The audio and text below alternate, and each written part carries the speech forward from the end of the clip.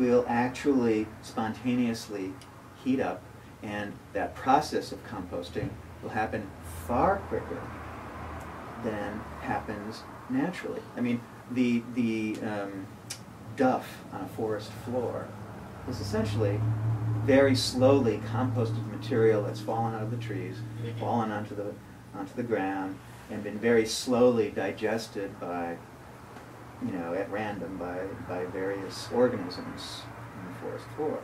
That's a process that takes a long time. What we're suggesting is possible with spiritual practice is something that can resemble the operation of a compost pile produced by a knowledgeable gardener who understands how to create this kind of manifestation deliberately in order to speed up, to vastly speed up the process that would happen without that intentionality at a much slower rate. Much slower rate. Okay?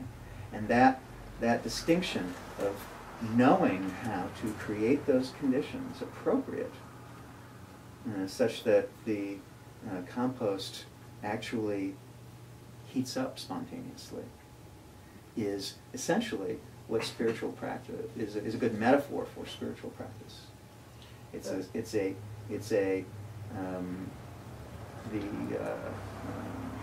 The use of a variety of techniques, and every tradition has these, and they're different, of course, for each tradition. But it's bringing them together in a skillful way to create this effect. So you have a set of practices that lead into this.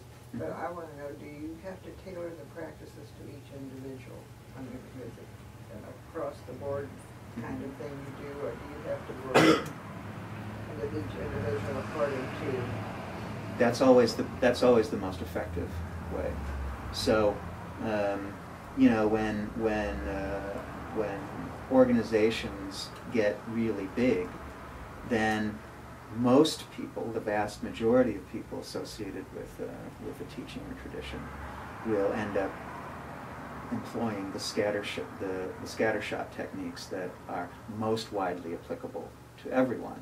And there's nothing wrong with those, but for the person who wants to learn how to create this skillful means compost pile, this spontaneous ignition compost pile, that person will almost always need a considerable amount of personal attention from someone who knows how to do this. Because it's not enough just to have a formula of what to put in the compost pile. Because the condition and situation of all the constituent elements, the freshness of the leaf or the age of this or that will affect whether this reaction gets started and you actually get some heat going. And a skillful spiritual friend or teacher will have an intuitive, as it were, but actually essence or being-based understanding of what will be helpful for a given individual. Because all of us, whether we want to or not, are wearing our internal lives on the outside. We like to think that we're oh so cleverly not displaying our internal life. But every time you have a thought and identify with it, there is a residue of that is displayed in your body for other people to see. And a skillful practitioner can see that, can see those residues, those effects. And so it's helpful to have someone who can do that, to help you choose particular practices at particular times, apply them in a particular way for a given time, and then discard them temporarily or permanently as is appropriate, given what it is you have to do. Maybe you have, when you're constructing a compost pile, sometimes you have to haul stuff from a long way away and sometimes from a very short distance. Sometimes you want to add something that you have very little of, so you need to go find it or get it. And that metaphor is appropriate for this internal process as well.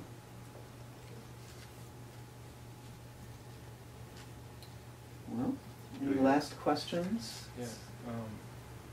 You were mentioning impression food, and by impressions, you mean like what's your definition of impressions? Is that like my first impression of a particular person is that he strikes me as this type of person, or is that an impression? What do you mean by impressions?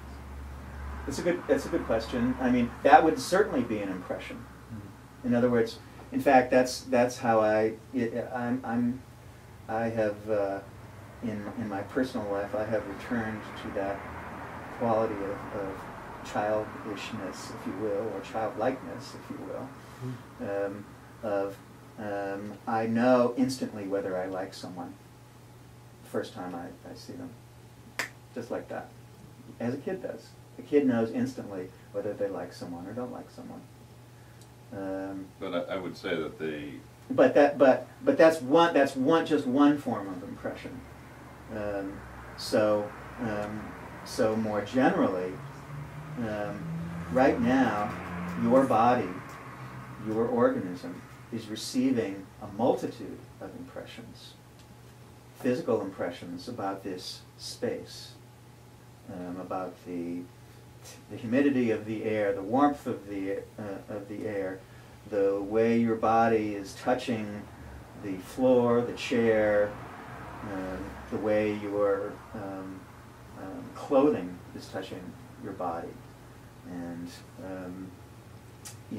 all that stuff, plus the psychic impressions of the people in this room, of the mass of people in this town, of all kinds of other stuff as well. I was going to say, the almost full moon.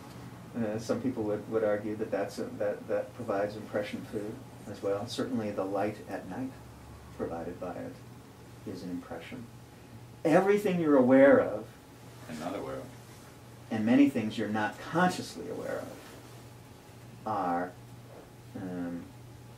impressing themselves upon your organism. You are tremendously more sensitive to a vaster array of data about the universe, internally and externally, than you are likely to be aware of most of the time.